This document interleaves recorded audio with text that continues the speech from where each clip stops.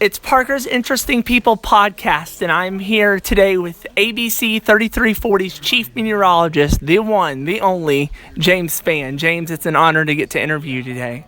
It is an honor, sir, to be interviewed. So I have a couple questions for you.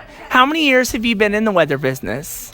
I've been doing weather on television for 39 years. That's a long time, probably too long. That's longer than I've been alive. I know that. I have underwear older than you. I know Central Alabama depends on you to keep them informed during severe weather. What is the one event in your career that is the most memorable? You know, for a long time, it was April 3rd, 1974. That's known as the super outbreak. I was in high school, and that was a life changer. I have never seen the destruction, the damage, the human suffering like that. But I would say what happened 6 years ago surpassed that. This was April 27, 2011. On that day, we had 62 tornadoes in one day, and we had loss of life of 252, which to this day and for the rest of my life will haunt me. That's right, and especially the big one that came through Tuscaloosa. What was it like looking at the sky cam on that, watching it come through that town? You know, we didn't have time to think. I mean, there was no time to be emotional. There was no time to really think about the historical day we had. We were just busy. We were just trying to, at any given time, we had 3 or 4 of those things down at one time. And I try and be just as focused on tornadoes in rural areas as tornadoes in bigger cities. So, but I didn't have time to think about much. We were just focused. We were as focused as we could be because you had to be to survive that day. And that leads me to my next question. What's the longest you've been on the air covering severe weather? Oddly enough, it was a hurricane. Tornado outbreaks, we might be on for 7, 8, 9 hours. Hurricane Ivan. This was in 2004. We stayed on television continuously for 20 hours. That's our world record, nonstop, 20 hours of weather. I actually went through that. I was down in Pensacola during that hurricane, so I know exactly what you're talking about. That was a really, really tough storm for not only the Gulf Coast, but inland areas, too. We had so many people without power. We had flooding. We had a few spin-off tornadoes. It was bad for everybody. That was rough. That 04 and 05 were bad years for hurricanes. And can you walk me through April 27th? Like, what were the models telling you before that event? Well, we have the classic combinations of shear and instability, which were the two building blocks for severe weather. The wind fields were appropriate. Everything was in place, and it looked like it was going to be a bad day 7 days in advance. You don't know how bad. 3 days in advance, it looked like a setup for the long track tornadoes.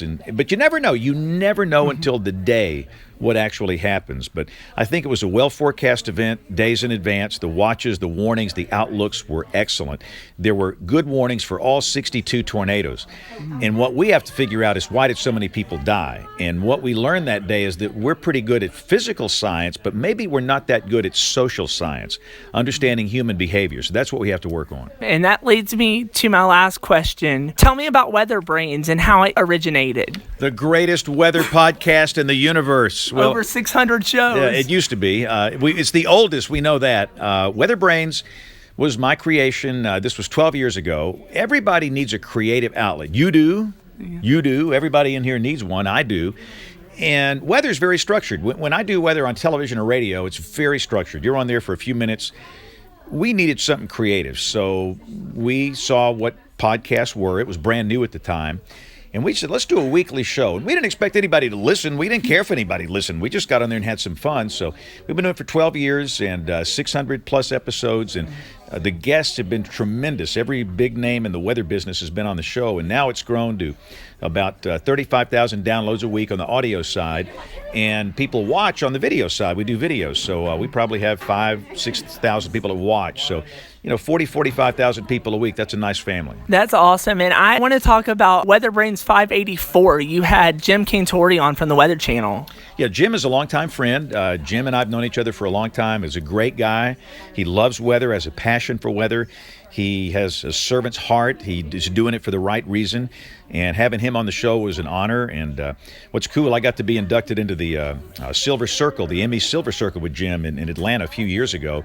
And that's when you've been doing this 25 years. I've been doing it longer than that. But anyway, we thought about it that night. We figured we're getting pretty old, too, which is a problem. Yeah. And one more thing, and then I'll let you go because I know you got to do the 6 o'clock news. So you won the Broadcaster of the Year award. Talk about that. Well, I don't know if I deserve that. In fact, I was tempted not to accept those. After the tornadoes in 2011, I was blessed and won the AMS Award for Broadcast Meteorology, which that's the American Meteorological Society, and the National Weather Association National Broadcaster of the Year. I don't think I deserved that. I just was in the right place at the right time. And I tell people all the time, I'm not that good at what I do, but I will work harder than anybody else to accomplish a goal. That's just something I've learned from childhood, but I accepted it because of the people that work with me and the hard work put in by so many during the 2011 outbreak. So I mainly accepted it not for me, but for the people that surrounded me on that big deal. That's awesome, and your voice just has this calm intensity. Like whenever you're up there working tornadoes, you're just great at what you do. Well, I don't know about that, but you can't panic people. You've got to have some sense of calm in your voice. Now, that you need a sense of urgency sometimes. But at the same time, it needs to be a calm urgency, which probably doesn't make sense to people, but that's how we tried to do it on April 27th. If you get up there and scream and wave your arms around and just go bonkers, nobody's going to pay attention to you. You have to just kind of stay calm and collected and let people read your body language and read your tone of voice. And with me, they read how I'm dressed. They always say if you roll your sleeves up and got your jacket off, you're in trouble. Bad. Yes, it's bad. So with me, you can read me. Thank you so much for your time today. I really do appreciate it. I know it's been crazy, us in contact, but I appreciate your time today. Parker, I'm honored to be here.